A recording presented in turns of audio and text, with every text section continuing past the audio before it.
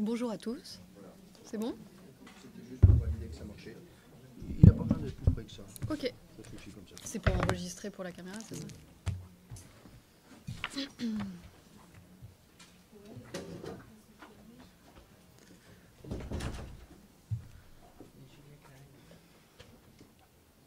jamais vous entendez quelqu'un qui tape à la porte, vous avez la gentillesse d'ouvrir.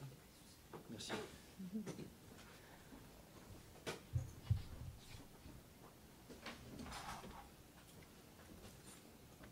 Bon, écoutez, bonsoir à toutes et à tous. Bienvenue à bord pour cette séance du premier chapitre dédiée aux travaux de Marie Courteau. On va y venir dans un instant, mais avant, on le sait, le comité visuel.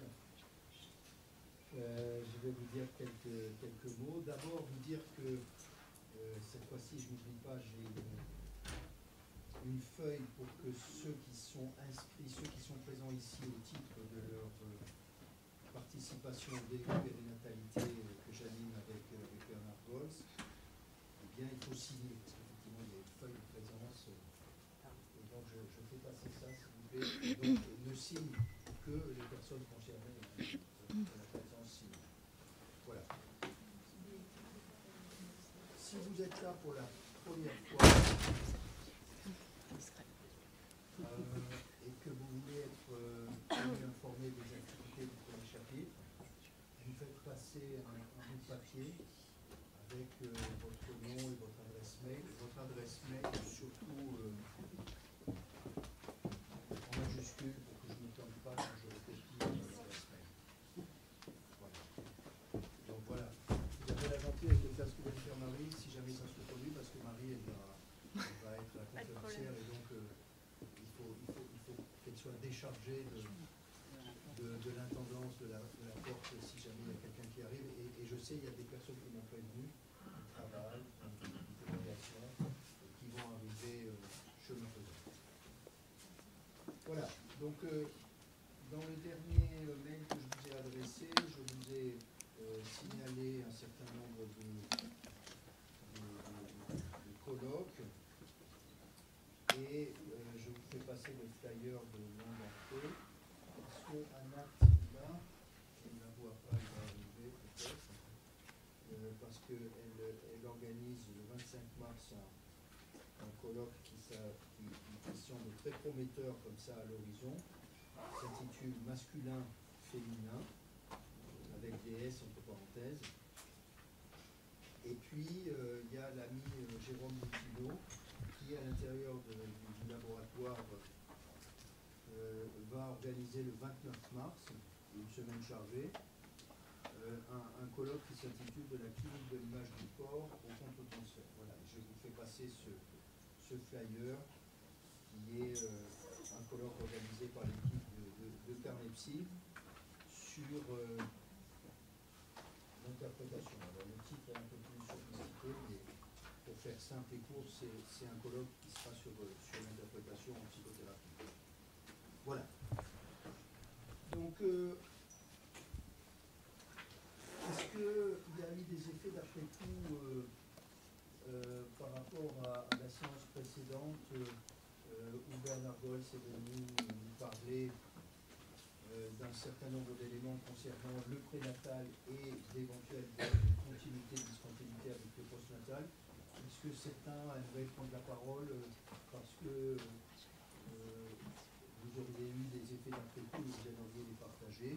C'est quelque chose qu'on a fait régulièrement au premier chapitre, se retourner sur la séance d'avant, avant de donner la parole à la nouvelle conférencière, pour poursuivre le débat. Est-ce que certaines personnes qui étaient là la dernière fois à la conférence de Bernard Goltz ont envie de prendre la parole pour avoir des effets d'après-coup? Moi, j'en ai eu un. Je me suis dit qu'on avait finalement beaucoup parlé des mères porteuses, alors qu'on était censé parler d'éventuelles voies de continuité et de discontinuité entre l'investissement parental en prénatal et en postnatal. Finalement, la question, probablement aussi parce que le premier séminaire a porté sur ce sujet cette année, mais que la question des porteuses avait, j'allais dire une nouvelle fois, ramassé la mise, fait office d'attracteur, qui vient effectivement aujourd'hui peut-être poser la question de l'investissement des liens parentaux en prénatal de manière tout à fait radicale et magistrale. Et avec la passion qui va avec, c'est-à-dire que, comme souvent dans notre société actuellement, c'est très polarisé, il y a les pros, il y a les contre, et c'est un débat très animé. Moi j'ai été frappé de ça, ça m'a donné envie de cogiter, de préméditer quelques invitations l'année prochaine sur ce sujet. Ça serait peut-être intéressant, une fois coutume, de réunir lors d'un séminaire quelqu'un qui est réputé pour et quelqu'un qui est réputé contre, et puis de voir si le dialogue est possible. Ça me semblerait intéressant d'envisager ça. Je connais quelques dialecticiens qui pourraient aussi venir aider leur collaboration à ne pas rester piégé dans une polémique trop radicale où il y a des pour et des anti qui vraiment ne peuvent pas s'entendre du tout. Donc est-ce que certains ont des effets d'après tout? Pas tant que ça. Donc vous avez envie d'entendre Marie, et aussi je dois dire qu'on ne va pas se faire prier. Donc je dirais pour présenter Marie que moi je la connais bien, non, mais je la connais quand même relativement bien parce que elle m'a fait le grand honneur de me demander avec Karine Guéniche de diriger sa thèse. Et c'est vrai que sa thèse, j'ai réimprimé la page 1, portait le titre que tu as redonné pour ce soir. Donc tu es une récidiviste, mais en psychanalyste, les récurrences, les répétitions, elles ont du sens. Ça veut dire peut-être, enfin tu vas nous le dire, c'est déjà une première question, que tu persistes et signes. Donc le titre à l'époque et le titre ce soir, c'est le même, c'est quand donner la vie rime avec risquer la mort. Donc là c'est tout de suite l'eau et le feu de la manière la plus frontale. Et ensuite singularité au pluriel du vécu de femmes ayant eu une hémorragie du postpartum et leurs effets sur le devenir même. Donc ça a été un parcours vraiment passionnant à l'époque parce que tu étais séduite et je l'étais aussi par cette proximité comme ça, ça fait penser à la mythologie grecque, enfin d'une culture très archaïque et très ancienne qui n'avait pas peur de ces confrontations des extrêmes de l'eau et du feu et de la passion qui vient s'immiscer dans les entrelacs entre l'un et l'autre. Et donc voilà, et je crois pouvoir dire, mais probablement que tu vas développer ça, il y a quelque chose qui a toujours été... Salut Cécile, est-ce qu'il reste des choses? J'espère que oui quand même. Il en reste, bravo. C'est que, et à l'époque, pour le réalisme, le mur du réel de la thèse fait que ça aurait été sans doute une hémorragie énergétique imprudente que de tout traiter, mais on a été rapidement d'accord, je me souviens, sur le fait qu'il y avait autant à dire sur les femmes qui vivaient ce drame que sur le compagnon mari, que sur les aînés si on avait dans la famille, que sur les membres du personnel soignant.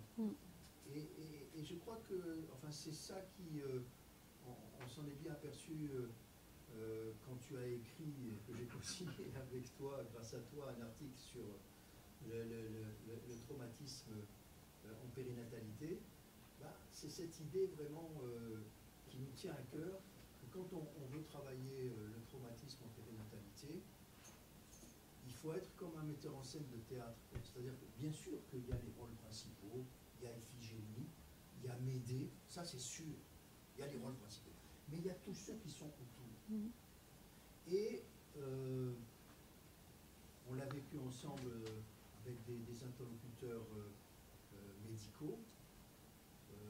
Même encore aujourd'hui en 2025, si on veut faire peur à un obstétricien, on lui dit hémorragie de la délivrance. Et si c'est un vieux chou ou une vieille squaw qui a 25 ans de bouteille, va reculer de 20 cm, mais il va tenir bon. Si c'est un jeune interne qui fait ses premières gardes, il va blêmir. Et peut-être que certains d'entre vous ici, moi je l'ai vécu, on arrive au staff de la matière et on tombe sur un jeune homme, une jeune femme blanche comme un linge. Alors qu'est-ce qui s'est passé? Ah ben il y a une femme qui est morte cette nuit. De quoi? D'une hémorragie d'adénose. Et j'ai vécu ça à Versailles il y a quelques années. Bon, et c'était impressionnant de voir le jeune interne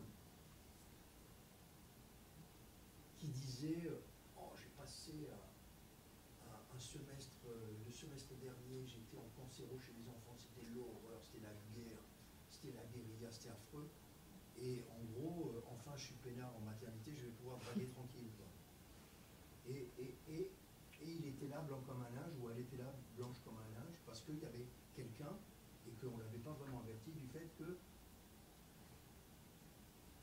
la vie, quelquefois, même en 2024, en 2025, ça peut rimer avec la mort. Donc, c'est difficile à dire, Marie, mais peut-être qu'il y a une petite pointe traumatophile chez toi et chez moi, qui fait que, on l'a dit souvent, l'exemple que je prends toujours, c'est mon copain photographe de guerre qui, à chaque fois qu'il y a un conflit, que ça sent la poudre quelque part, il prend l'avion, il y va tout de suite avec ses appareils.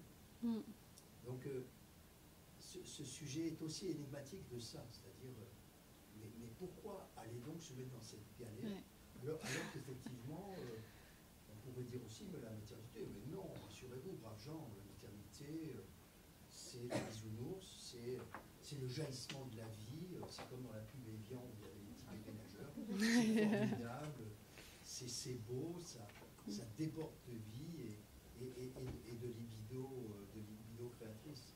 Eh ben non. Donc je suis un peu ému à dire ça parce que c'est vrai que c'est touchant, c'est peut-être une des premières choses que j'ai pu te dire aussi, c'est-à-dire que moi mon souci, voyant quelqu'un comme toi arriver, me disant je veux faire une thèse là-dessus, c'était de me dire mais ta responsabilité c'est de faire en sorte comment traiter un sujet sans se brûler les ailes. Donc ça tu nous en diras peut-être un peu de ça. Enfin, oui.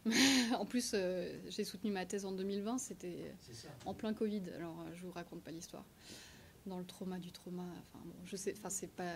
mais on pourra, enfin voilà, si vous avez des questions, je peux en parler après avec plaisir. Ouais. Donc n'hésite pas justement, avant de nous amener vers le cœur du cyclone, l'œil du cyclone, n'hésite pas à aussi te présenter. Donc moi je t'ai croisé professionnellement à Necker, et puis après on ne se croisait pas, mais je le savais par Perrette interposée et d'autres que tu étais au Vésiné, tu es encore. Peut-être qu'il y a d'autres choses à dire, donc pour te présenter, pour compléter le tableau trop rapide que je fais, pour que tu nous expliques ta recherche et qu'est-ce qui t'a amené à t'intéresser à tout ça. Eh ben, bonjour déjà à toutes et à tous. Je suis assez impressionnée parce que moi, quand je venais au premier chapitre, j'étais à votre place. Et donc j'écoutais les autres parler de leurs travaux et donc j'aurais jamais imaginé qu'un jour je serais à cette place. C'est assez intimidant. En plus, j'ai mes sœurs de thèse qui sont là, effectivement, mes collègues que j'aime beaucoup, Sylvain bien sûr, qui m'a gentiment proposé de venir et j'en suis très honorée. Et donc voilà, donc je suis psychologue clinicienne, donc j'ai commencé effectivement à travailler à l'hôpital Necker pendant une dizaine d'années dans le service de pédopsychiatrie. Et anciennement, je suis arrivée, j'ai eu la chance de connaître quand c'était Bernard Gols qui était chef de service, que vous avez entendu il n'y a pas longtemps.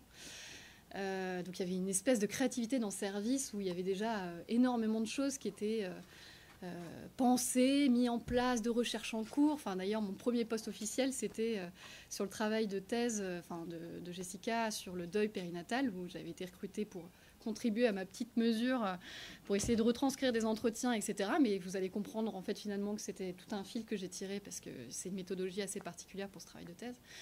Mais voilà, c'était fait de plein de rencontres et c'est vrai que bon, après j'ai eu besoin à la fin de cette thèse d'un petit temps, j'ai été maman, ce qui m'a amené à déménager dans le 78, ce qui a fait après que du coup je me suis rapprochée de l'hôpital du Vésinet.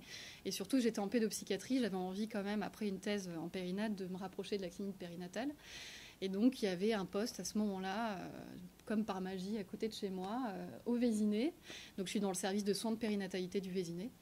Et donc je suis psychologue à temps plein là-bas. Et donc voilà, ça me permet vraiment d'être... tu parlais de traumatophilie, effectivement, enfin, là je pousse le bouchon encore plus, c'est-à-dire être confrontée à des femmes pluritraumatisées avec des parcours absolument dramatiques. Enfin, je veux dire, heureusement que j'avais des super collègues aussi pour m'accompagner dans cette traversée. Mais voilà, en tout cas, aujourd'hui, je voulais vous parler donc, de mon sujet de thèse. C'est en fait, finalement, pour commencer, je vais vous raconter un peu de manière chronologique, vous allez suivre un peu mon cheminement. Parce que cette thèse, c'est une histoire de rencontre qui s'est faite, en fait, finalement, à Necker. Donc, moi, j'ai commencé, effectivement, à mettre un pied dans la recherche avec cette recherche sur le deuil périnatal. Jamais j'aurais pu penser que je pouvais être capable de faire une thèse. Donc, c'était pas une évidence pour moi. Il y en a qui sortent de M2, qui se disent « Ok, la thèse, c'est pour moi », qui s'engagent sur un Master 2 recherche. Moi, je m'étais dit, bon, bah, pourquoi pas, mais c'était pas une évidence pour moi. Mais ça cheminait quand même dans le service de Bernard Rigold, forcément, les projets de thèse, c'était à foison à cette époque-là. Et en fait, j'ai rencontré, dans le cadre de mon stage de Master 2, Christelle Gaume, qui était ma maître de stage, qui après est devenue ma collègue, et qui, elle, avait travaillé des années auparavant sur les hémorragies postpartum.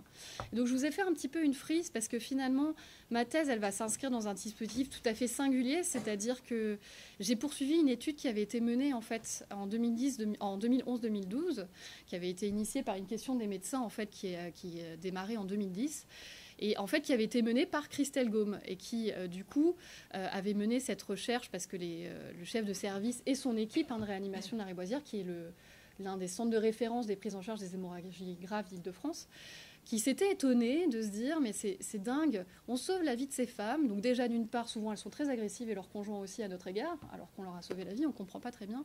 Et d'autre part, ces femmes, on ne comprend pas comment elles peuvent ne pas... Enfin, c'est pas une évidence de rencontrer leur bébé par la suite. Donc que se passe-t-il finalement ? Il se passe quelque chose.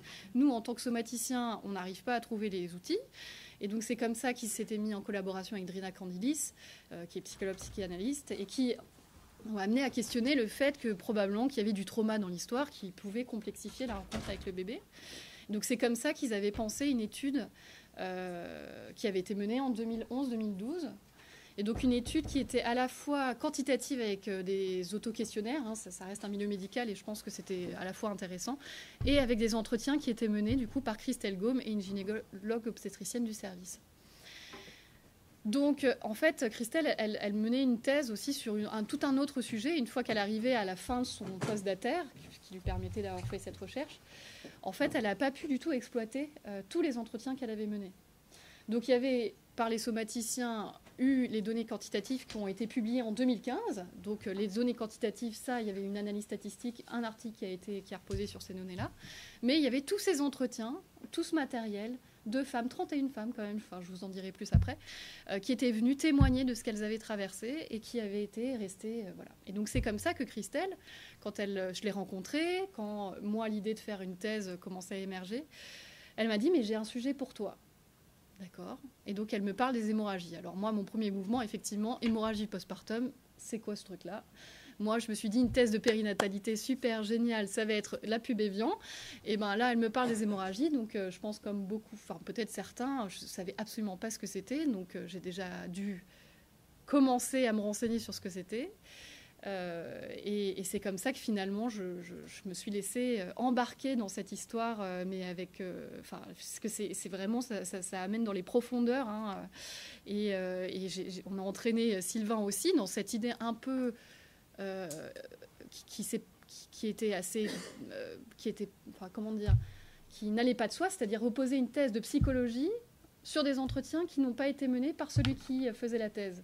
C'était assez incroyable cette histoire, mais vu que j'avais déjà expérimenté avec Jessica le fait de retranscrire des entretiens, donc c'est-à-dire je les écoutais, de retranscrire des entretiens de quelqu'un d'autre, de me rendre compte qu'en fait, à l'écoute de ces entretiens, eh ben, je ressentais aussi beaucoup de choses et j'avais l'impression d'avoir une forme de rencontre avec ces femmes. Et donc, on a beaucoup échangé avec Jessica à l'époque et on s'est rendu compte qu'il y avait quelque chose d'assez riche finalement de cette approche un peu à l'aveugle finalement. Et donc, c'est comme ça qu'on s'est embarqué dans cette histoire de faire une thèse avec des entretiens que je n'avais pas menés moi-même. Et donc, c'est ça la frise, c'est-à-dire que l'étude, vraiment le recueil des données a été fait entre 2011-2012 et ma thèse de doctorat. Donc, j'ai repris tout le matériel clinique de cette étude-là dans une thèse de doctorat que j'ai menée entre 2016 et 2020. Voilà. Et on avait, alors oui, juste avant, on avait l'envie, quand j'ai commencé à me renseigner sur les hémorragies, à me dire, effectivement, ça impacte tout le monde, ça impacte les femmes, ça impacte les papas, ça impacte le corps médical, et on avait envie de proposer une thèse initialement. C'est pas, encore une fois, ça ne s'est pas imposé à nous de reprendre tout ce matériel et que je rencontre absolument pas ces femmes. C'était de proposer justement des entretiens aussi aux pairs, aux soignants, et qu'il y ait une approche vraiment... globale en fait autour de l'hémorragie, mais vous allez le voir, il y a une rareté d'études en fait sur le sujet déjà du vécu des femmes, et donc il fallait absolument commencer par le début, si je puis dire. Mais pour juste me déculpabiliser, je vous ai amené quand même un livre qui s'appelle État de choc, qui a été écrit par Paul Moreira, qui est un journaliste et qui en fait est un témoignage de son vécu en fait de l'hémorragie de sa femme. Et donc là, c'est pas le journaliste qui parle, c'est l'homme et le conjoint, le père, qui décrit, c'est assez saisissant en fait la façon dont c'est écrit, parce que c'est 4 jours, écrit heure par heure, voire minute par minute, de ce qu'il est en train de vivre de l'hémorragie de sa femme, parce qu'en plus, lui, il est très vite sorti de la salle d'accouchement. Et de cet entre-deux, elle a été transférée à la Riboisière, d'ailleurs, sa femme. Elle a failli mourir, elle a vraiment frôlé ça. Et donc, en fait, il écrit. Et en fait, il dit combien il lui a fallu 6 ans pour écrire ce livre. 6 ans pour pouvoir poser des mots sur ce qu'il a vécu, lui, de son point de vue de conjoint. Et donc, voilà, je voulais vous le faire passer parce que je pense qu'il est... Enfin, voilà, si vous vous intéressez sur le sujet, c'est vraiment très intéressant. Donc, on va commencer comme moi j'ai commencé. C'est quoi une hémorragie du postpartum ? Tout le monde sait ce que c'est ou il y avait que moi qui ne savais pas ce que c'était ? Donc, c'est l'acronyme HPP. Donc, c'est défini par l'Organisation mondiale de la santé comme une perte sanguine d'au moins 500 millilitres qui suit un accouchement, dans les 24 heures qui suit un accouchement. Il faut savoir qu'une femme enceinte, elle a environ 5 litres de sang dans le corps. Donc 500 millilitres, c'est pour la voie basse. Pour les accouchements par césarienne, c'est le diagnostic d'une hémorragie postpartum, c'est à partir d'1 litre. Donc autant dire que en fait, ça va très très vite. En fait, les femmes se vident de leur sang à une vitesse de la lumière, et donc ce qui crée aussi tout ce contexte extrêmement anxiogène. Sa fréquence, elle varie de 5 à 10% des accouchements. Donc c'est une incidence qui fait le plus consensus, parce que ça varie forcément en fonction des maternités, en fonction des études qu'il y a apportées. Dans la dernière enquête périnatale de 2021, l'incidence de l'hémorragie postpartum était de 11,6% des cas. Donc c'est quand même assez fréquent. C'est plus fréquent que ce que j'imaginais moi au départ. Il faut savoir que l'hémorragie postpartum, c'est la première cause de mortalité maternelle dans le monde. C'était historiquement aussi le cas en France, ça n'est plus le cas. Le 7e rapport de l'enquête nationale confidentielle sur les morts maternelles, en fait, elle va confirmer une baisse significative, au moins de la moitié depuis 15 ans, des mortalités par hémorragie postpartum, mais parce qu'il y a eu toute une prise en charge médicale qui a été pensée par je vous la détaillerai plus tard, qui a permis en fait de lutter contre la mortalité maternelle, contre les hémorragies. Donc c'est pour ça, mais ça reste quand même l'une des principales causes de mortalité maternelle en France. Pour vous dire, en France, parmi les 265 morts maternelles entre 2016 et 2018, il y a eu 20 décès maternels par hémorragie, donc ça représente quand même une mortalité maternelle par hémorragie tous les 2 mois. Donc ça arrive quand même souvent. Et on parlait du vécu des soignants. Ce que je trouve terrible, c'est que dans cette enquête, ils considèrent que plus de 90% des cas de mort maternelle par hémorragie est évitable. Donc, dans la culpabilité de l'orchestration de toute la prise en charge, même si ça a été pensé, c'est rodé, il y a quand même beaucoup de choses dans la prise en charge qui a été pensée. Pour la culpabilité des soignants de se dire que ça aurait pu être évitable, ça, c'est extrêmement lourd, en fait, pour les équipes aussi. Donc, les chercheurs, ils vont du coup essayer de comprendre l'origine de cette hémorragie, du fait de la gravité, mais la caractéristique est quand même... pas des moindres, c'est que la survenue de l'hémorragie est la plupart du temps soudaine et complètement inattendue. On ne peut pas la prévoir. Elle arrive sans avertir qu'elle va arriver. Donc, elle est fortement redoutée par les équipes médicales et soignantes, et elle implique une prise en charge multidisciplinaire d'urgence. Donc, c'est vraiment le caractère, c'est l'urgence. Je fais un petit détour sur la symbolique du sang, parce que moi, ça m'a beaucoup éclairée aussi. Donc, en fait, le sang, depuis toujours, ça fait l'objet de beaucoup de mystères et de questionnements. C'est d'ailleurs ce qui l'a amené à être au cœur de beaucoup de pratiques, de rites, de croyances. Et en fait, le sang, on a mis beaucoup de décennies en fait, à de l'affilier à la vie, parce qu'il était le témoin finalement de la mort, dans les guerres, dans les combats, dans les meurtres en fait. Donc c'était associé à la mort. Le sang, ça pouvait être aussi observé lors des naissances, donc il était toujours associé aux deux inconnus un peu de la condition humaine, c'est-à-dire la naissance et la mort. Et pour savoir, en tout cas pour la petite anecdote, il faut savoir que la circulation sanguine n'a été découverte qu'au XVIIe siècle. Avant, il était considéré le sang produit par le foie ou issu de la nourriture qui était ingérée. Donc voilà, c'est pour dire tout le chemin. Mais en tout cas, cette dualité vie-mort, c'est Jean-Paul Houron en fait, qui a fait tout un ouvrage passionnant sur le sang. Il dit quand même que l'association du sang à la vie, elle n'occulte jamais complètement celle sous-jacente du sang à la mort. Ce qui peut faire aussi qu'il y a des réactions extrêmement vives en fait, à la vue du sang. Répugnance, dégoût. Il n'est pas rare aussi qu'il y ait des gens qui s'évanouissent, hein, même pour une prise de sang. Donc c'est pour dire en fait que c'est quand même la mort qui est omniprésente et qui peut faire aussi que ça induit des réactions aussi vives. Chez la femme, la présence et l'absence de perte sanguine, en fait, elle va jalonner la vie d'une femme. Elle va marquer toutes les étapes d'une vie. Donc, l'arrivée des règles, elle va témoigner de la possibilité d'avoir un enfant. Les saignements d'un premier rapport sexuel, d'une certaine façon, ça marque le devenir femme. L'arrêt provisoire des règles, ça signifie une grossesse. Et son arrêt définitif est, quant à lui, signe de la ménopause, qui est généralement perçu comme le signe de vieillissement. Les femmes saignent aussi au moment de l'accouchement, saignements qui peuvent s'aggraver dans le cas d'une hémorragie. Ça peut être aussi le signe d'une grossesse qui s'est interrompue, dans les cas de fausse couche, mais on essaye autant que possible de ne plus dire fausse couche, et dans les interruptions volontaires de grossesse. Donc voilà, le sang est continuellement présent dans la vie d'une femme, mais il est aussi porteur d'un certain nombre de tabous. C'est Catherine Schaffer qui a écrit beaucoup d'articles en fait, sur le sujet, sur le féminin, sur la femme, sur le sang, et qui dit que le tabou du féminin, il regroupe le tabou du sang, le tabou du voir ou du ne pas voir, parce que les organes génitaux féminins, en fait, il y a quelque chose qui est à l'intérieur, en fait, qui ne se voit pas contrairement aux hommes. Et elle décrit en 2004 quelque chose d'assez intéressant, c'est que l'écoulement du sang chez la femme, il y a quelque chose qui est autour du fait que ça doit être caché.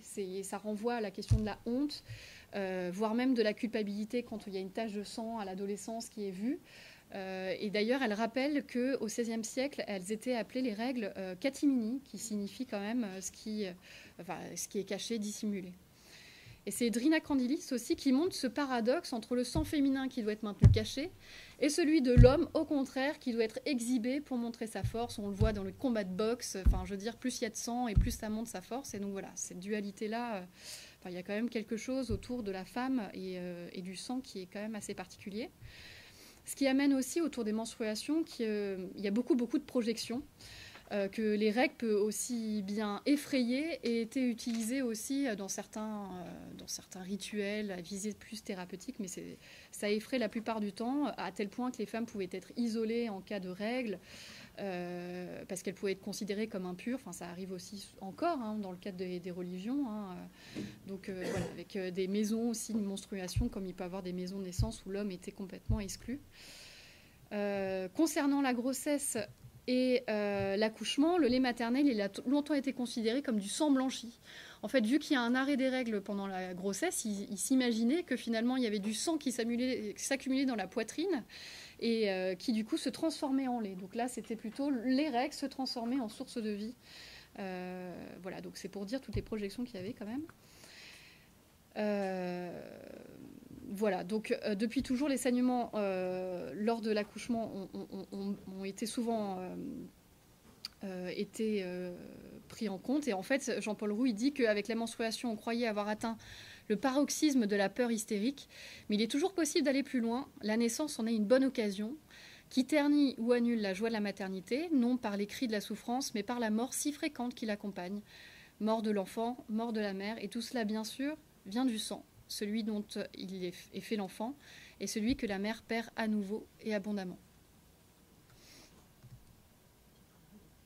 Oui.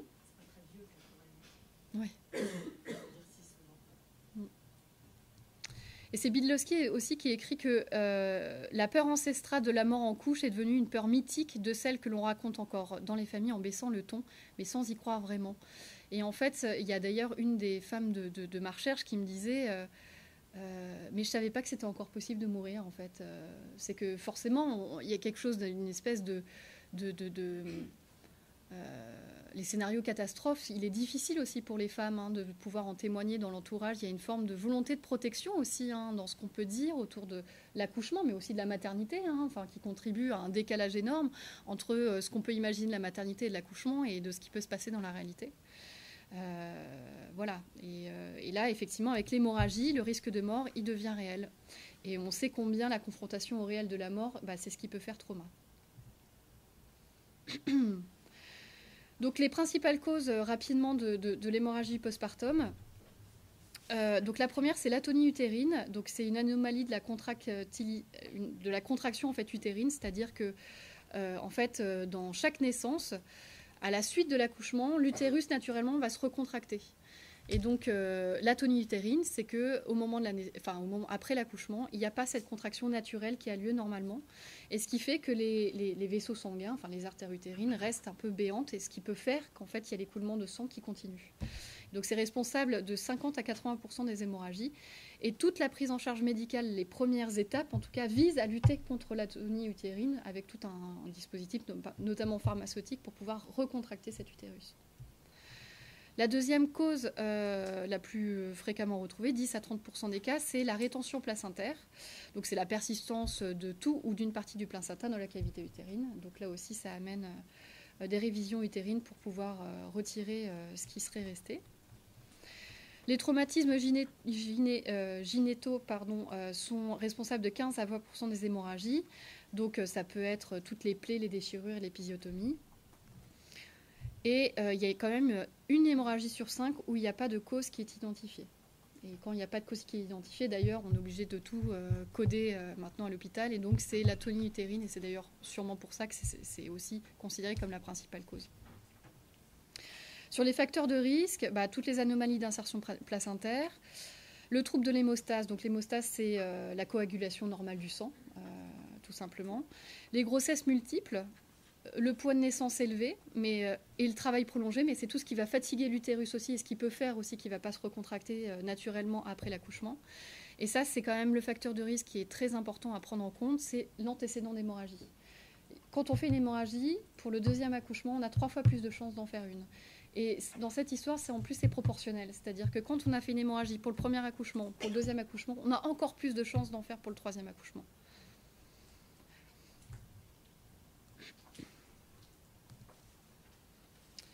Donc en France, je l'ai dit... Oui, pardon. Est-ce que vous avez des chiffres qui traduisent en fait parmi les femmes qui ont fait de l'hémorragie postpartum, combien sont décédées? Vous voulez dire en... Ouais.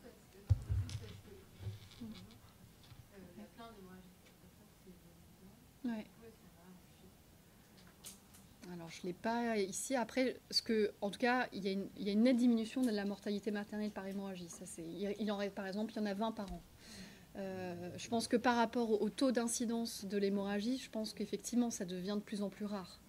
Ce qui est difficile, c'est qu'effectivement, vu qu'on ne peut pas le prévoir, parce que je l'ai dit, il y a très peu finalement de facteurs qui préviennent finalement de l'arrivée. Ça n'empêche que les conséquences et les répercussions, en tout cas du vécu de ces femmes, sont aussi tout aussi dramatiques. Et que même si elles ne décèdent pas, en fait, finalement, la mort, le risque de mort et l'angoisse de mort, surtout du personnel aussi, soignant pendant la prise en charge, est omniprésente. Donc, j'ai pas de chiffres comme ça. Je pourrais me renseigner, et je chercherai, mais... Ouais. En tout cas, ça se raréfie. Justement parce que, vous allez voir, il y a une prise en charge médicale qui a été pensée en 2004, mais qui a été réactualisée en 2014, là, justement par toutes les différentes instances, là, le Collège national des gynécologues obstétriciens français, la Haute Autorité de Santé, et le service d'anesthésie et de réanimation aussi, pour pouvoir vraiment mettre en place un protocole de soins qui est extrêmement précis. Vous allez voir, c'est à la minute, pour pouvoir essayer autant que possible de limiter les risques de décès maternels. Et donc, il y a quand même, c'est ça, en 15 ans, il y a la moitié des décès maternels, il y a une diminution de moitié des décès maternels par hémorragie. Donc cette prise en charge, elle présente plusieurs, en fait c'est comme des paliers, c'est plusieurs étapes qui vont des traitements pharmacologiques à des traitements qui vont être plus invasifs. En fait, pourquoi je vous décris cette prise en charge, c'est que ça va vous permettre de vous rendre compte de ce qu'elles vivent aussi, ces femmes. Moi, ça m'a beaucoup éclairée aussi. Donc dans les 15 minutes, déjà, on appelle du personnel supplémentaire et souvent, on fait sortir le père. Donc le père et le bébé d'ailleurs. Donc d'un coup, il y a un afflux de personnes, il y a sages-femmes, obstétriciens, équipe d'anesthésie qui arrivent. On fait sortir le père avec, vous verrez avec ce livre, hein, avec toutes ces angoisses. Heureusement, dans certaines maternités, maintenant, il y a un soignant qui est référent du papa, heureusement, et du conjoint, enfin, pour pouvoir donner des nouvelles, mais ce n'est pas encore toujours le cas. Dans la panique, enfin, ce n'est pas toujours le cas, et donc on ne peut pas le tenir informé. Et lui, il voit les gens arriver, les culots de sang qui arrivent, enfin, je veux dire, donc c'est quand même assez dur pour ses pères. Et la première chose, c'est qu'ils vont administrer une dose d'ocytocine, donc c'est vraiment ce qui va permettre d'aider à contracter l'utérus. C'est ce qu'on donne en fait pour les déclenchements pour un accouchement, et donc pour essayer d'arrêter le saignement. Si l'hémorragie apparaît avant la délivrance du placenta, donc là l'équipe obstétricale fait la délivrance manuellement. Si l'hémorragie arrive après la délivrance naturelle du placenta, là c'est ce que je disais par rapport à la rétention placentaire, il va avoir une révision utérine. Donc la révision utérine, je pense que la plupart sait ce que c'est quand même, voilà, ils vont chercher dans la cavité utérine les résidus en fait du placenta. Et ils peuvent également faire des massages utérins. Et ça, beaucoup de femmes de ma recherche en ont parlé, et c'est pour ça que j'y insiste. Je suis désolée, c'est un peu dur comme ça, mais il faut le savoir. C'est des massages utérins, c'est qu'on va appuyer sur le ventre des femmes, mais on peut faire aussi des massages utérins à l'intérieur. Et il faut que ce soit vraiment des fortes pressions en fait, pour essayer d'arrêter en fait, les saignements. Et qui peuvent être très souvent douloureux pour ces femmes. Parce qu'ils peuvent s'y mettre à plusieurs, en fait, à appuyer sur le ventre et l'utérus. En cas d'échec de l'ocytocine, ils vont administrer un autre médicament qui est le sulprostone, qui est c'est une ocytocine de deuxième intention qui va être administrée dans les 30 minutes qui suivent le diagnostic de l'hémorragie, toujours pour lutter contre l'atonie utérine. Et ils peuvent aussi ajouter l'acide tranexamique, voilà, c'est des mots très compliqués, mais finalement c'est un médicament qui permet de renforcer le mécanisme d'action des deux premiers médicaments. Et si ces interventions médicamenteuses ne marchent toujours pas, il y a une nouvelle technique qui a été mise en place, c'est le tamponnement intra-utérin par ballonnet. Alors cette technique-là, c'est-à-dire qu'il rentre un ballonnet dans la cavité utérine qui gonfle avec de l'eau stérilisée. Donc ça va faire un effet c'est comme un ballon qui se gonfle. Et donc ça va obstruer, toutes les parois utérines vont être du coup recouvertes par le ballon. Donc ce qui va essayer d'obstruer les vaisseaux qui sont restés béants et les saignements. Et en plus, la pression qu'il va avoir à l'intérieur de l'utérus, naturellement l'utérus va avoir tendance à se recontracter. Et donc du coup, il y a quand même une bonne efficacité parce que 74% là. Donc ce qui permet de limiter le recours à des procédures plus invasives. Donc il y a deux techniques de prise en charge plus invasive, donc l'embolisation des artères utérines et les chirurgies conservatrices. Donc l'embolisation, ça se fait en radiologie sur surveillance constante des équipes de réanimation.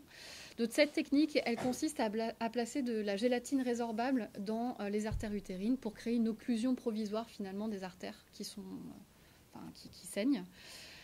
Ça demande en fait un matériel spécifique qui est extrêmement coûteux, donc toutes les maternités n'en ont pas. C'est pour ça qu'on peut en fait faire des transferts de patientes dans les services qui ont cette technique-là. Mais on ne transfère pas les patientes comme ça, c'est-à-dire que en fait, l'état de la patiente, il faut qu'elle soit suffisamment stable pour pouvoir être transférée. Donc si la patiente est complètement instable, qu'on a peur qu'elle décède ou quoi que ce soit, on peut avoir recours aux chirurgies conservatrices. Si l'état de la patiente est suffisamment stable, on peut la transférer dans un hôpital pour pouvoir lui proposer cette technique-là. Le transfert en réanimation, c'est toutes les patientes de ma recherche, parce que moi, c'était mon lieu, le lieu de recueil, c'était le service de réanimation. Bah, ça implique une séparation avec le bébé et le conjoint qui reste à la maternité d'origine. Et souvent, c'est un temps qui est un temps d'incompréhension, vraiment. D'incompréhension de ces femmes. Très souvent, elles l'ont compris parce qu'elles ont vu le personnel se parler et dire qu'elle va être transférée. Et en fait, elles comprennent qu'elles vont partir sans que...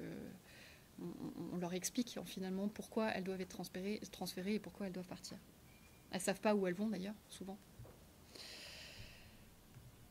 Les chirurgies conservatrices, elles regroupent plusieurs interventions qui consistent généralement à ligaturer en fait les vaisseaux concernés par un fil résorbable pour arrêter l'écoulement du sang.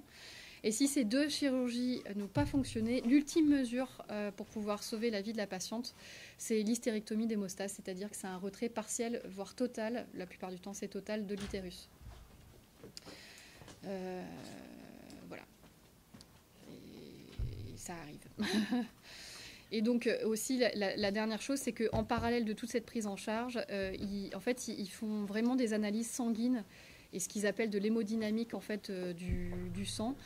C'est-à-dire que c'est quelque chose que j'ai compris au fur et à mesure, c'est plus on perd de sang, plus on perd de facteurs de coagulation. Donc en fait, plus on saigne, plus on a tendance à saigner et que du coup, ça ne permet plus d'arrêter de saigner. Et donc du coup, il y a une espèce de cercle vicieux qui fait qu'à la fin, les obstétriciens et les sages-femmes en parlent souvent, ça fait le bruit vraiment d'un robinet qu'on ouvre. Hein. Donc ça va très très vite. Donc en fait, ils rajoutent du sang, des plaquettes, ce que le sang a besoin pour pouvoir essayer de lutter contre l'hémorragie. Je vous ai pas perdu avec tout ça ? Ça va ? Il faudra simplement que vous soyez bien attentifs à vos règles de l'année prochaine. Voilà.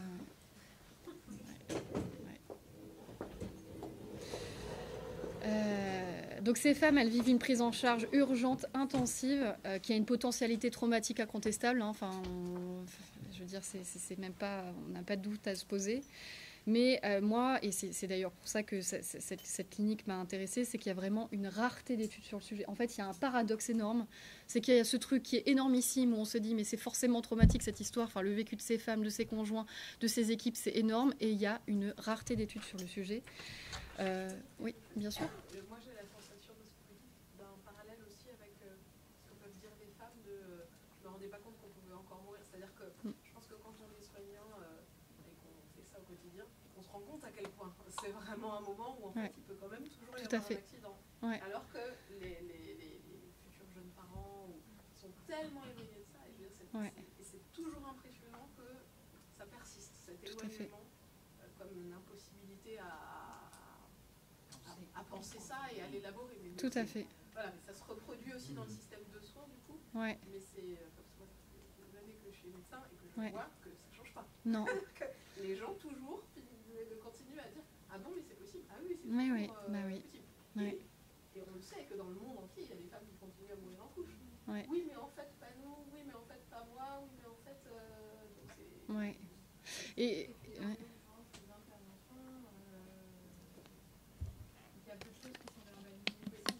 Ouais, tout à fait.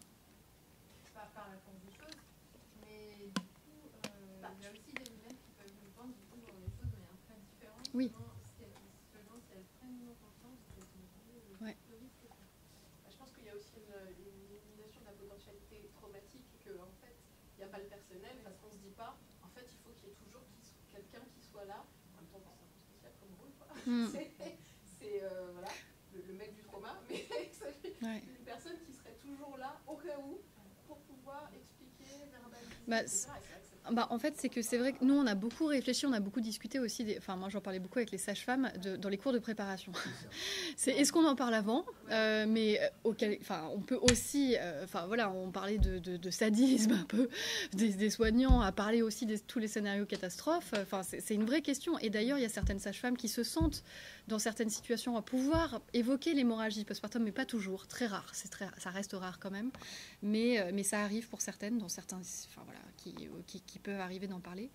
Et d'autre part, c'est qu'il y a beaucoup de choses en fait qui sont... il y a la prise en charge immédiate, mais je trouve ce qui manque beaucoup, c'est l'après-coup. En fait, c'est comment après coup, mais ça j'y reviendrai, mais comment après coup on peut agir aussi, c'est-à-dire sur le moment, peut-être qu'on ne peut pas, en fait. On ne peut pas, pris dans l'urgence, qu'il y ait quelqu'un qui soit vraiment affilié. En plus, avec les hôpitaux, il manque de personnel partout. Il n'y a peut-être pas un personnel, quelqu'un qui peut rester auprès de la patiente pour lui traduire tout ce qui se passe, etc. Mais par contre, après, ces femmes, elles sont demandeuses à ce on leur re-raconte ce qui leur est arrivé, à traduire ce qu'elles ont entendu, du jargon, finalement ce qui s'est passé, pourquoi on m'a transféré, on me l'a expliqué, mais j'ai pas compris, on me l'a expliqué ensuite de couche, mais j'ai pas compris, et que peut-être qu'il y a des choses à penser après, même dans l'après, et qui permettraient, voilà, parce que je pense que les soignants, effectivement, la plupart, ils se posent beaucoup de questions justement à comment faire. Il y a certaines maternités qui commencent à détacher quelqu'un pour le père, à détacher quelqu'un pour la mère, donc je pense qu'ils sont sensibilisés de plus en plus à ça, mais je pense qu'on ne pense pas suffisamment à l'après. Parce que souvent ces femmes, et ça je vais le dire encore, mais je vous spoil un petit peu, mais bon c'est pas grave, c'est qu'il y a souvent, quand elles comprennent qu'elles ont quand même frôlé la mort, mais pas toujours tout de suite, c'est des fois dans l'après-coup, mais il y a aussi beaucoup un premier mouvement, peut-être quand elles reviennent avec leur bébé, presque de l'euphorie de la survie, qui fait qu'elles ont l'impression d'aller bien. Et donc ça va bien, elles sont heureuses d'être là. Au contraire, elles vont en faire quelque chose. Il faut profiter de la vie avec mon bébé, je vais être dans la vie. Et en fait, c'était ça tout l'intérêt de cette recherche, c'est que quelques mois après, en fait, ça revient. Et donc c'est pour ça qu'on peut penser les choses aussi, comment on peut contribuer aussi dans l'après. Voilà. Je crois que dans l'avant, Ouais. en tout cas, même quand les sages-femmes finalement font des préparations à la naissance en prévenant un peu des risques, etc., je pense qu'il y a aussi l'effet du déni chez les femmes. Ouais, bah oui, bien sûr. Que de toute façon, voilà, il y a des choses qu'elles n'entendent pas, quoi. Tout à fait. Ou qu'elles ne veulent pas réaliser parce que c'est trop compliqué de se dire qu'il y a un risque à donner la vie. Complètement. Ouais. Et cette part d'imprévisibilité, cette part, en plus on est c'est le paradoxe aussi des avancées, c'est-à-dire il y a de plus en plus aujourd'hui, on propose des projets de naissance et à la fois c'est des femmes qui se projettent dans une façon d'accoucher et qui doit être entendue aussi, mais il y a des fois des écalages énormes en fait sur ce qui se passe et des fois ça peut créer aussi en fonction de chacune, parce qu'effectivement, il y en a qui ont des ressources internes incroyables qui font qu'en fait, elles en font quelque chose de tout ça. Mais ouais. Tout à fait. Je continue. Il y a une grande envie de discuter, mais c'est ça le jeu ici. C'est que mais avec plaisir de s'arrêter, de discuter. Ouais. C'est bien aussi de jouer le jeu, de te laisser déployer ton affaire et qu'on ait le temps de discuter, parce que j'ai bien fait à l'idée de nous laisser le temps de bien profiter de ta présence pour discuter. L'hémorragie, ça reste en tout cas la principale cause de morbidité maternelle, c'est-à-dire que les répercussions physiques et psychiques sont incontestables. C'est-à-dire que somatique, il y a un risque infectieux de la perfusion. C'est des femmes forcément qui ont perdu beaucoup de sang, donc elles sont anémiées, donc ce qui contribue au fait qu'elles manquent de force et d'énergie pour pouvoir s'occuper du bébé. La fertilité en cas d'hystérectomie d'hémostase, évidemment, et voire même des chirurgies conservatrices. Elles ne garantissent pas toujours de la fertilité de la patiente ensuite. Et dans les répercussions psychologiques, donc en tout cas moi j'ai fait ma thèse, peut-être qu'il y a d'autres études mais j'ai pas recherché, mais en tout cas quand j'ai fait ma thèse, il y avait seulement 13 recherches qui s'intéressaient au vécu de ces femmes au niveau mondial, dont 2 qui étaient des revues de littérature sur des données qui étaient déjà existantes. Donc il y avait quasiment rien en fait comme données sur le vécu de ces femmes. Je vous ai résumé, là je vous ai cité un peu les articles qui reposaient sur les répercussions psychologiques, en tout cas de l'hémorragie. Pour résumer, dans les principaux résultats, beaucoup de femmes décrivent un sentiment de détresse. Elles précisent avoir ressenti de la confusion avec des pertes, pour certaines, de repères spatio-temporels, une peur de mourir et pour certaines une angoisse de mort liée au mouvement de panique qu'elles pouvaient observer chez le personnel médical. La description d'un épisode dissociatif avec l'impression d'être complètement détachée du corps et qui pouvait être contribué par le fait qu'elles avaient l'impression que leur corps leur appartenait plus, parce qu'elles n'avaient pas l'impression qu'il y ait des choses qui soient adressées. D'autres évoquent la souffrance liée à la séparation avec le bébé, la douleur ressentie pendant l'hémorragie, voire même l'amnésie complète de l'accouchement. Pour certaines, elles sont dans le coma, hein, ça peut aller jusque-là. Plusieurs femmes souffrent, et ça c'est très fréquent, du manque d'informations données pendant leur prise en charge et après, ce qui ne leur permet pas de comprendre ce qui s'est passé pour elles et contribue à un sentiment d'impuissance. Certaines se sentent comme un participant passif au moment de l'hémorragie en raison de décisions médicales qui peuvent être prises sans qu'elles soient informées ni consultées. C'est pas toujours possible, hein. C'était Drina Candilis qui disait aussi que la proximité entre l'accouchement et l'hémorragie, symboliquement, pouvait faire que ça viendrait s'invalider l'un et l'autre, ce qui pouvait contribuer finalement au fait que ça vienne altérer la relation mère-bébé. Il y en a d'autres qui s'inquiètent de ne pas être suffisamment rétablis physiquement et psychiquement pour s'occuper de leur bébé. Et il y a également des répercussions psychologiques à long terme qui sont décrites, comme des symptômes post-traumatiques avec des pensées intrusives, une phobie qui se développe des hôpitaux, du sang, une angoisse de mort qui est persistante, qui n'existait pas avant l'hémorragie postpartum. Et bon nombre de femmes décrivent un impact sur la sexualité, du fait sur le couple, et forcément, vu qu'il y a une possible récidive de l'hémorragie postpartum, c'est le seul facteur de risque qu'on connaît vraiment, et un impact sur le désir ultérieur de grossesse. Donc cette souffrance, elle va se complexifier lorsque ces femmes subissent une hystérectomie d'hémostase. Donc il y a eu des articles qui ont reposé vraiment dans ce contexte spécifique. Donc l'hystérectomie qui va s'ajouter à l'hémorragie va renforcer l'effroi et le choc liés à la mort, au risque de mort avéré, la douleur, l'impuissance, le perte de contrôle, la durée d'hospitalisation et l'infertilité précoce. Les répercussions à long terme, elles sont décrites sur la vie conjugale, familiale, sociétale, parce que l'absence d'utérus va entraîner un vacillement identitaire. En fait, il y a une femme de ma recherche qui a pu dire « j'ai l'impression de ne plus être une femme ». Et donc la psychologue lui a dit « mais vous êtes quoi alors ? Je suis qu'une mère de famille ». Voilà. Il y a également un abaissement du désir sexuel avec un manque de libido, une crainte des rapports sexuels, et comme l'hémorragie sans hystérectomie, le besoin d'information semble également l'un des éléments principaux rencontrés lors des entretiens de recherche. Et les informations, explications, elles paraissent déterminantes dans la compréhension et l'acceptation en fait, de ce qu'elles ont vécu. On arrive vraiment à l'origine du travail de thèse. Donc, comme je l'ai dit tout à l'heure, c'est finalement la Riboisière, avec le chef de service qui était Alexandre Mébaza, qui se sont étonnés et se sont questionnés sur pourquoi, après avoir eu la vie sauve, un bon nombre de femmes qui ont vécu une hémorragie postpartum ne s'intéressent pas à leur bébé. Donc, je vous ai décrit un petit peu la méthodologie qui avait été employée. C'était une étude psychologique, en fait, cas témoins. Donc, il y avait eu un groupe qui avait eu une hémorragie et qui était affilié à un groupe de femmes qui n'avaient pas eu d'hémorragie. Donc, il y avait vraiment une femme qui avait eu une hémorragie suite à un accouchement voix basse, était affiliée à une femme qui avait eu un accouchement voix basse, etc. etc. Donc, au cours de cette étude, elles ont été rencontrées à 3 temps différents, donc en salle de réveil, à 1 mois et à 3 mois post-accouchement. Donc, il y a eu 31 patientes qui ont participé à cette recherche, qui avait été menée, donc des entretiens menés par une psychologue et une gynécologue obstétricienne, et ça, c'était pas inintéressant, parce qu'elles pouvaient apporter des explications justement sur ce qu'elles ont vécu, d'où ce que je disais tout à l'heure. Et il y avait également le père et le bébé qui étaient conviés aux entretiens, mais en fait très peu se sont déplacés, mais il y a certains entretiens où il y avait également le père et les bébés. Donc, comme je l'ai dit tout à l'heure, les données quantitatives ont été analysées, mais il n'y avait pas eu d'analyse clinique et thématique des entretiens, ce qui fait que ma thèse, en fait, a été la continuité et la poursuite de cette étude. Et donc, sur les 31 femmes, en fait, ma thèse a reposé sur 7 d'entre elles.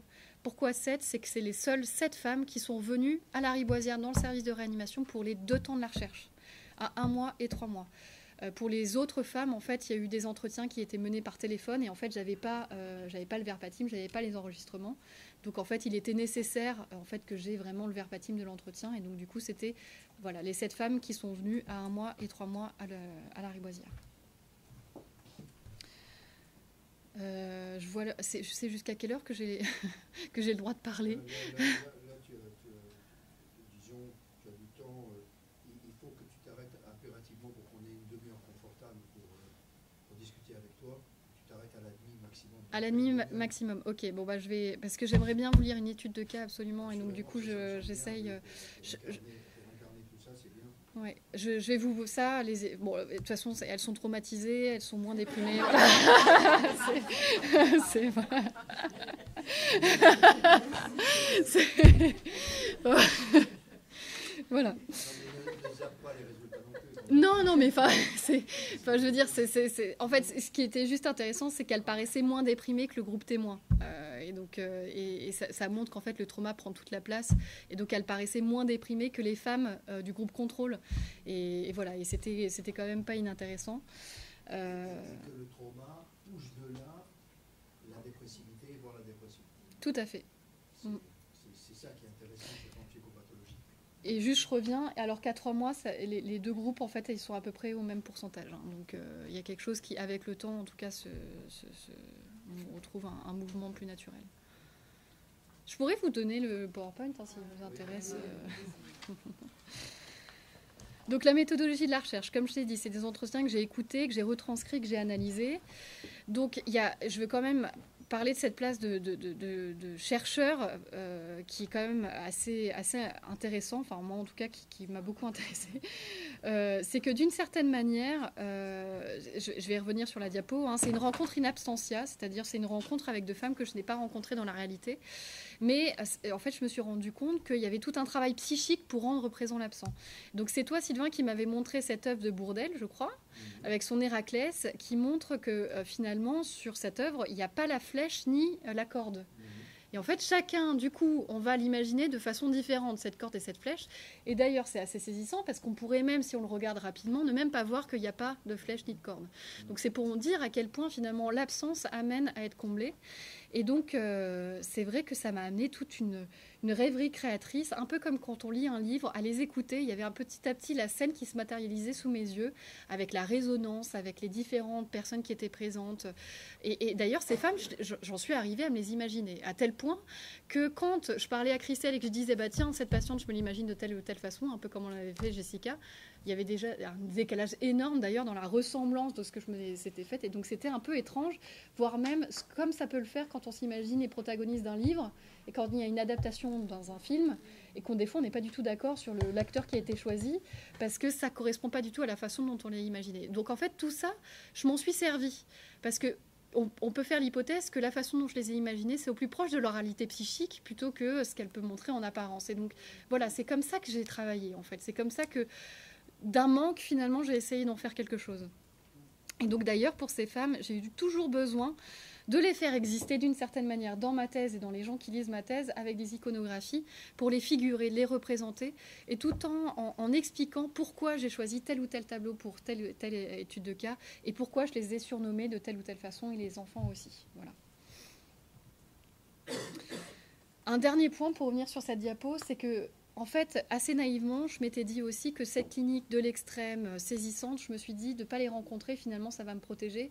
Et bien, que nenni, en fait, ne fait qu'écouter en fait, les voix de quelqu'un va flouter le fait que c'est un autre qui vient témoigner de quelque chose. En plus, je n'avais pas mon cadre de psychologue, c'est-à-dire que je n'étais pas en train de mener un entretien, je n'étais pas dans un bureau défini dans le cadre de cette recherche ou dans le cadre d'un suivi psychothérapeutique. Et en fait, je me suis rendu compte que j'étais assaillie d'émotions, de ressentis corporels que je n'avais pas du tout anticipé. Et donc voilà. Et donc je l'ai compris que cette approche monosensorielle, en fait, que par l'écoute et la singularité de leur voix, faisait que ça renforçait un flou de l'altérité et une identification qui était renforcée d'une certaine manière.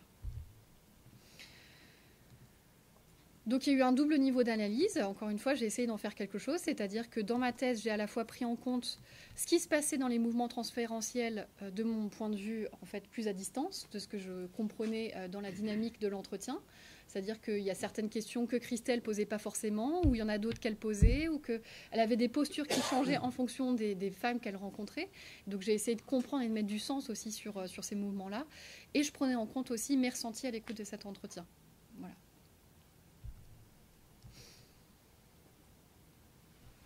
Donc là, on n'arrive plus sur vraiment les résultats de ma thèse, parce que cette clinique de l'hémorragie postpartum, en fait, ça amène à changer complètement de paradigme. C'est qu'à un moment, j'ai dû faire l'effort de me détacher de la relation mère-bébé et de la périnatalité pour aller vers d'autres champs cliniques. Le champ clinique, et donc j'ai lu beaucoup dans les cliniciens qui travaillent, les psychologues qui travaillent en réanimation, et avec vraiment les expériences, même en dehors des hémorragies postpartum, des personnes qui risquent de mourir, et de tous les processus psychiques de survie, parce que avant tout, avant d'être mère, et c'est bien ça tout le sujet de cette thèse, c'est des êtres humains, en fait, tout simplement, qui ont risqué de mourir. Voilà, donc... Et en fait, il y a des auteurs qui m'ont beaucoup intéressée. Et en plus, toutes les femmes de ma recherche tombaient en réanimation. Donc c'est pour ça que c'était intéressant. Donc la réanimation, donc c'est un lieu seuil entre la vie et la mort, où l'urgence est de règle pour sauver la vie du patient. Plusieurs